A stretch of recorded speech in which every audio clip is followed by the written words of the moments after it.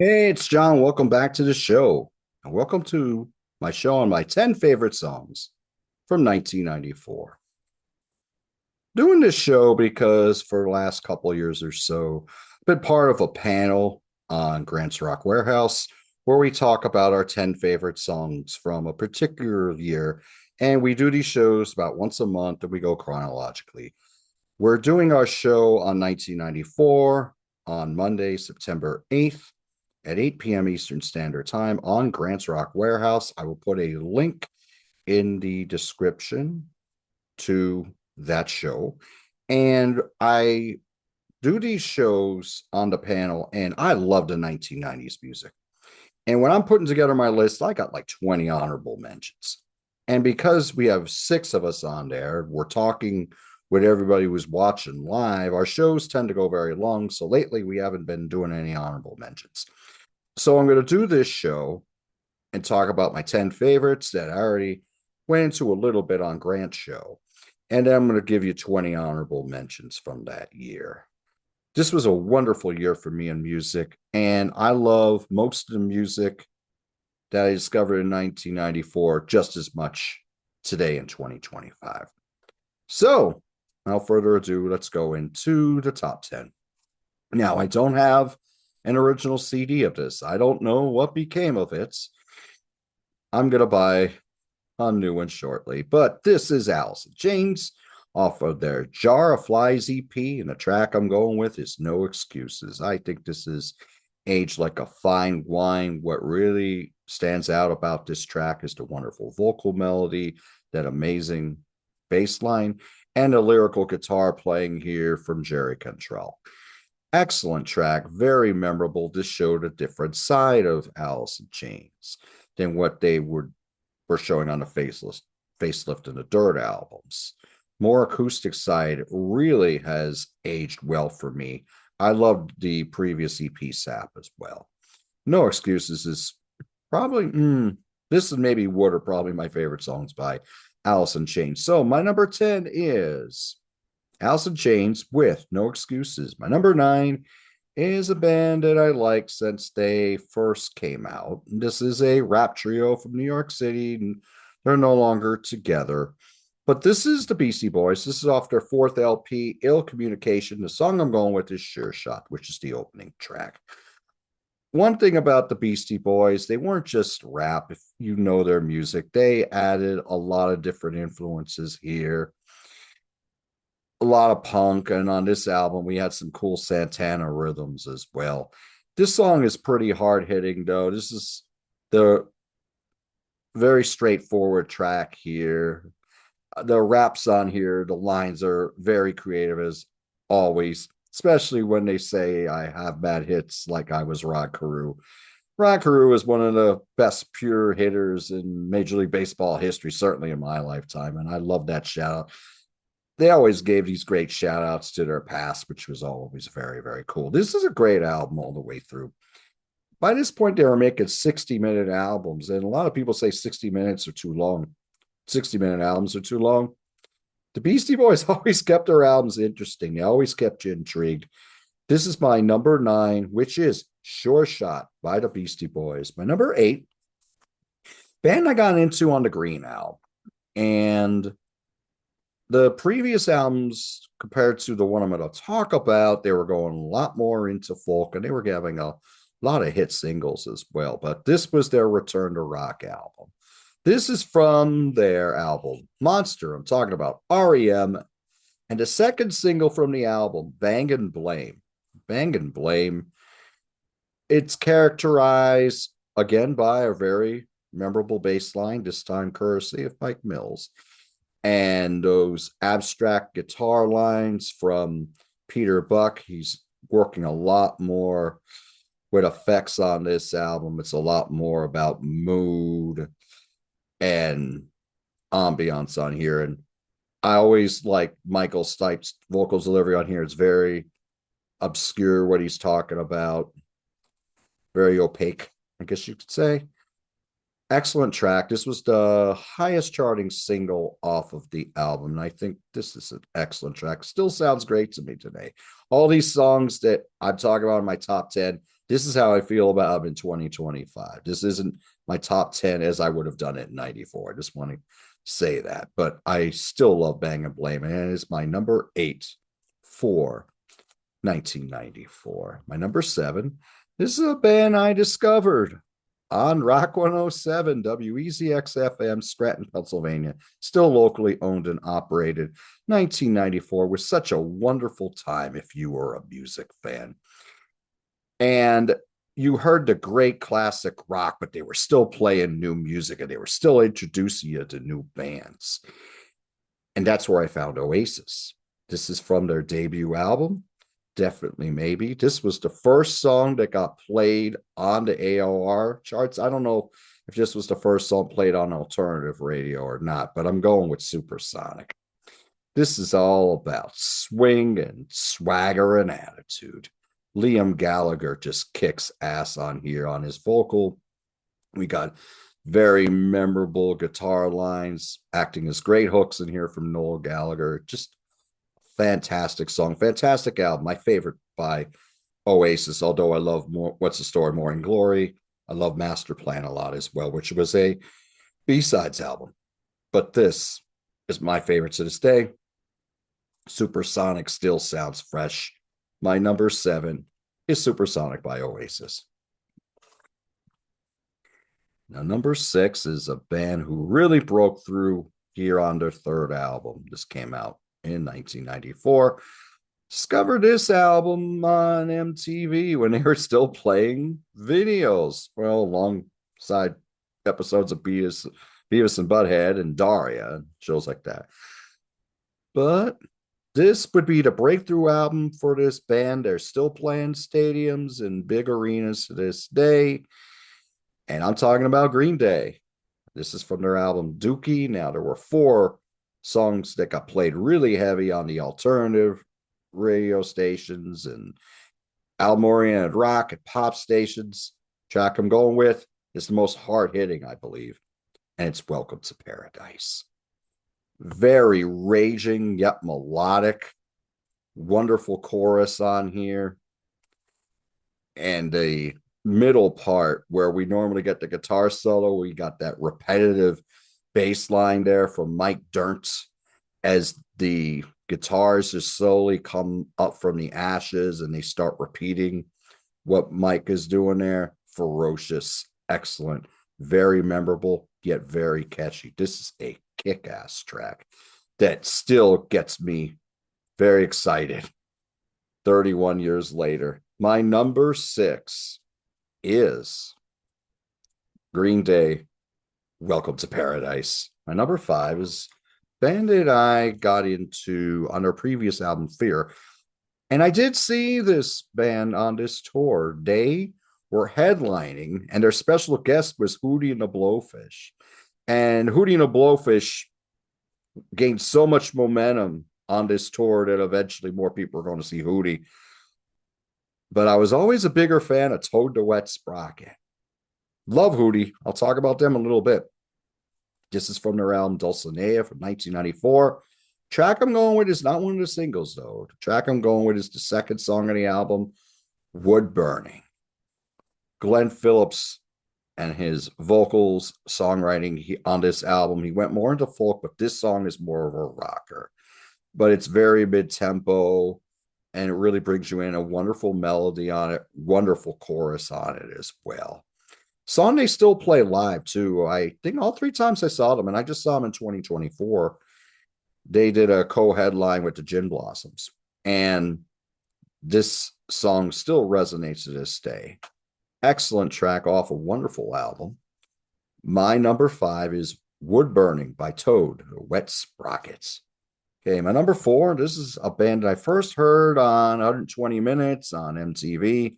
Song Sam was the one song I heard from their album Forbidden Places. This is the album which really, along with their appearance on the MTV Unplugged show with Nirvana, really introduced the Meat Puppets to a bigger audience. This is from their album Too High to Die, their only album that went gold in the United States, but I'm not going with the big single Backwater, although I love it. Got a little beat on it, but I love it.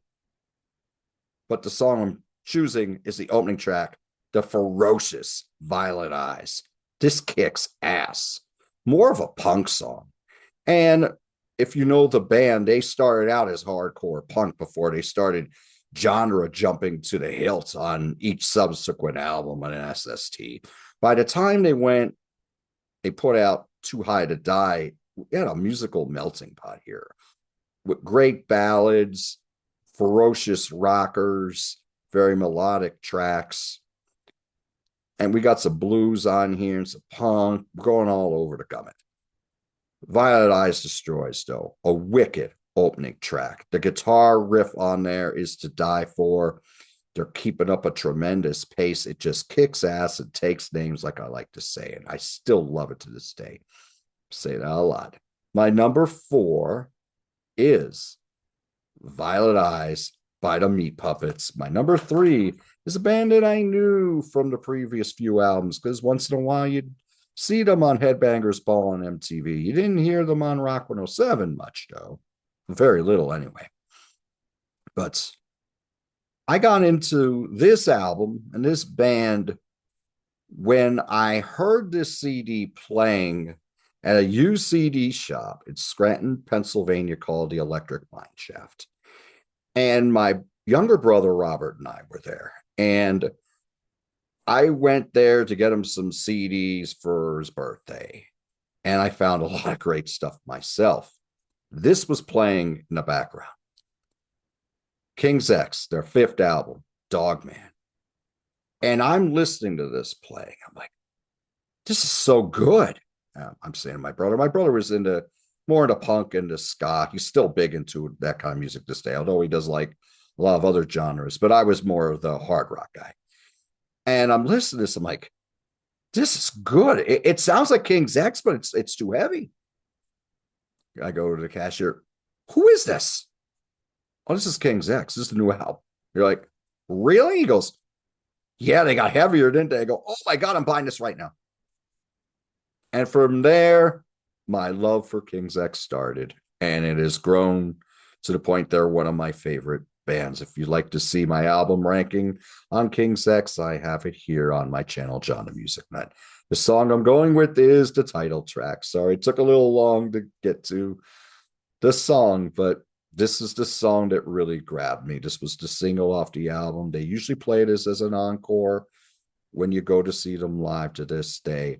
The bridge on here with those wonderful harmonies is fantastic. Very ferocious pace, but it's very melodic. Very strong pre-chorus on this. Very memorable lyrically.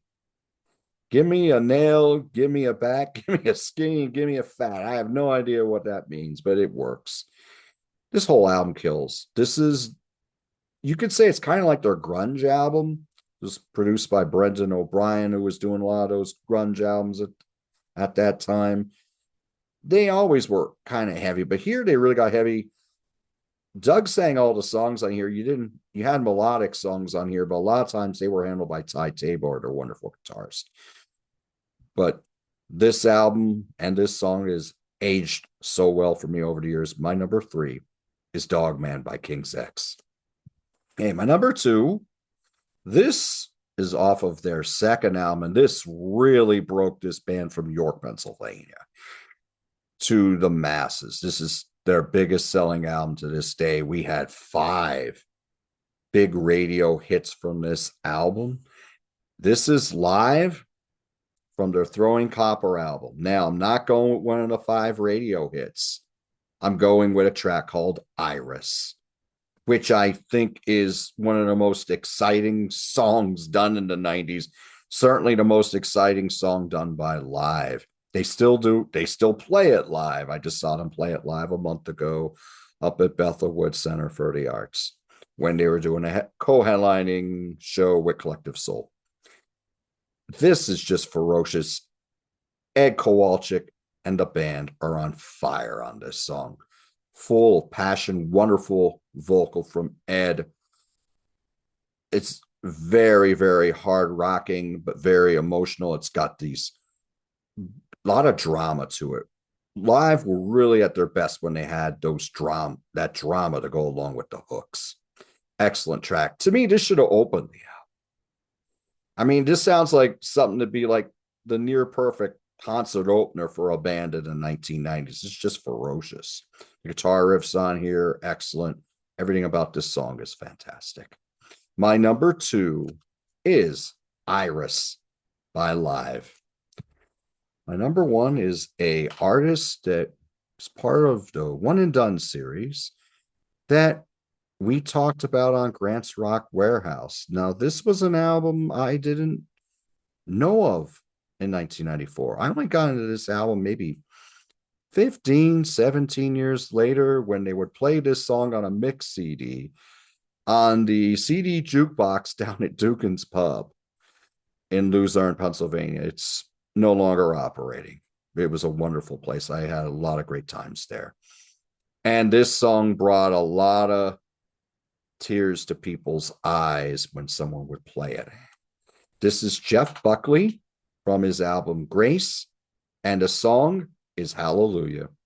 Hallelujah was written by Leonard Cohen. Jeff Buckley made this song his own. He has a wonderful, passionate, emotional singing voice. And this is a much different version than the original. It's a lot more sparse. The focus is on Jeff's voice, and his voice will make you cry. It made me cry many times listening to it, whether I was sober or whether I was drunk.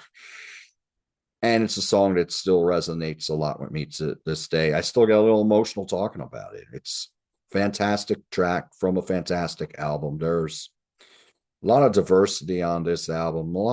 Some of these songs got played on the college rock stations. I never heard these songs on Rock 107 or any other station around here back in the day. And I wasn't listening to too much college rock radio, but by the time I did get to discover this when I was about 40 years old, I loved it. And that love has never waned. My number 1 is Hallelujah by Jeff Buckley. So I'll go through my 10 to 1 again, and then I'll give you my honorable mentions. My number 10 is No Excuses by Alice in Chains. My number 9 is Sure Shot by the Beastie Boys. My number 8 is Bang and Blame by REM. My number 7 is Supersonic by Oasis. My number 6 is Welcome to Paradise by Green Day. My number 5 is Wood Burning by Toad the Wet Sprocket. My number 4 is Violet Eyes by the Meat Puppets. My number 3 is Dogman by King's X. My number 2 is Iris by Live. My number 1 is Hallelujah by Jeff Buckley. Let's go into the honorables, and maybe I'll tell a few stories along the way. There's going to be some glare on the screen because I'll be reading this from Notepad here on my laptop. Here we go. Okay.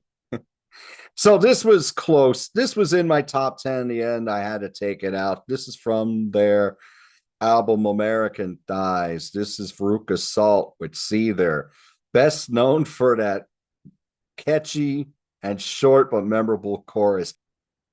Miles from Nowhere by the Smithereens from their Date with the Smithereens album. This was a single. This was great. This should have been another hit. This one, if we talked about this in 1994, this may have been my number 1. Maybe I got a little beat on it, but I still love the track a lot. Interstate Love Song by Stone Temple Pilots off of their Purple album. The next track is by Rollins Band off their Wade album, Alien Blueprint. This was a band that I knew. My brother Robert had the End of Silence album, which came out in 92. I wasn't really into Rollins Band until I saw them at Woodstock 94 when I got the pay-per-view at my first apartment. And I remember saying to my friends, Dave Sitar and Joe Schwell, this is a band I would have liked when I was younger. And then they played Alien Blueprint. I went right out and bought the cassette, later bought the CD. And I have most of their albums. Rollins Band, they kick ass. I have Machine Head by Bush. This song, I think, is aged so well. This is their opening track off of 16 Stone. Some of their songs I'm really not into much anymore, but Machine Head still has this drive and passion to it that I love. Peter Frampton, Day in the Sun. Now, I just talked about Peter Frampton here on my channel when Tom Curlis and I reviewed Frampton Comes Alive 2 from 1995, and this was the opening track on that live album as well. Day in the Sun, I think, should have gotten a lot more love than it did back in the day. Uncle Jack by Motley Crue from their self-titled album, their only album with John Corabi. I like Motley Crue more with John Corabi than Vince Neil, except maybe the Shout the Devil album. Uncle Jack destroys. This was the second track on the album. This kills. You're All I Want to Do by Cheap Trick from their Woke Up with a Monster album. I thought, and another time, this could have been a big hit single for them. Down with Disease by Fish from the Hoist album. This song got played a lot on Rock 107. This album was the only time we really heard Fish on Rock 107. Great live band. I'm not really big into jam music anymore, but I did get to see them 9 years ago. They were spectacular. Here Comes a Man by Traffic from their comeback album Far From Home. This album is good, but this was the first thing off the album. This is excellent. Always loved this song. Prayer for the Dying by Seal. This was the second self-titled album. The first single off the album. I think this is a wonderful vocal here from Seal, and what a fantastic chorus. Love it.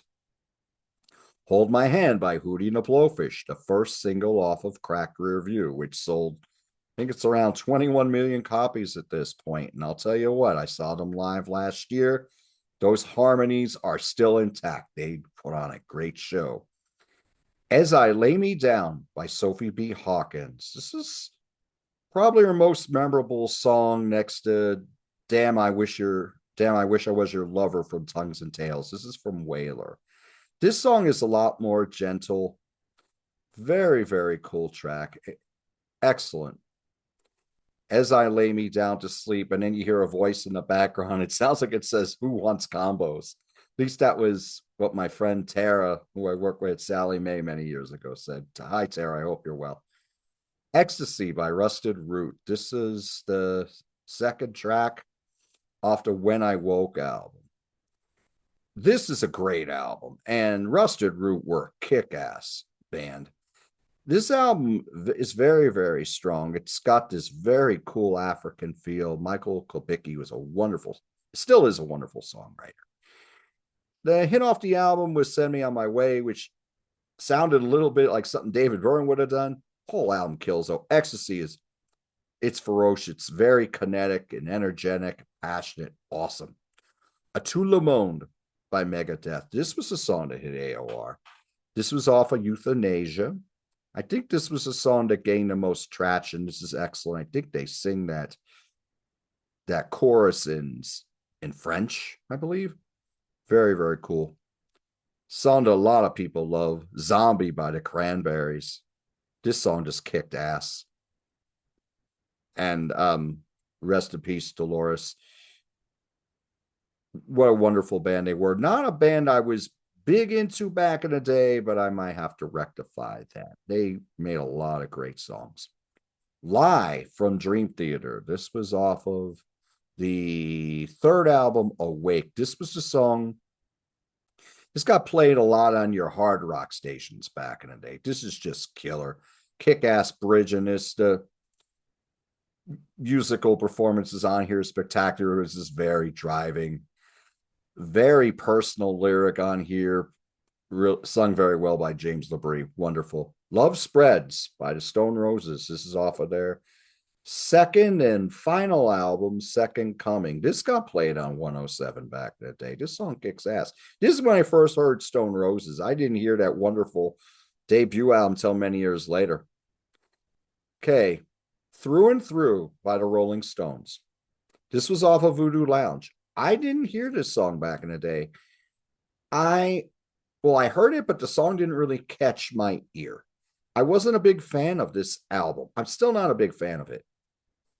When this song really resonated with me was when it was played at the end of the episode of season 2 of The Sopranos when Paulie, or not, when Big Pussy was thrown to the fishes at the end, and they played this song and they showed all those snapshots or scenes from the season. My favorite season is Sopranos too. Through and through is a wonderful song. This was my most played song on the Touch Tunes jukebox at Dugan's when they got away from the CD jukebox and they got a Touch Tunes one in there. This was my number one most played song. And Wiser Time by the Black Crowes off their Amorica album. I just did a ranking on the Black Crowes. I will have a link to this at the end of the video. This is a very mid-tempo song with a wonderful chorus on. A lot of tracks on here were slower. This one, I think, is the song that has resonated the most. You still hear this on deep tracks on Sirius XM. So let me just get this off the screen here. So, what are your favorite songs from 1994? Would some of these songs be part of your favorites? Are there some great songs that I have missed from these albums I've discussed, or maybe other artists I have not talked about today? Please let me know in the comments. Thank you so much for watching the show. So, just to give you some programming notes here, the next episode of the Live Cut series will premiere on Saturday, September 13. My guest and I will be discussing Humble Pie's seminal live album, Performance, Rockin' the Fillmore. My guest will be the fantastic, highly knowledgeable DC Toontime from Grant's Rock Warehouse. Thank you all so much for joining me today. Do what you love, and I'll talk to you soon.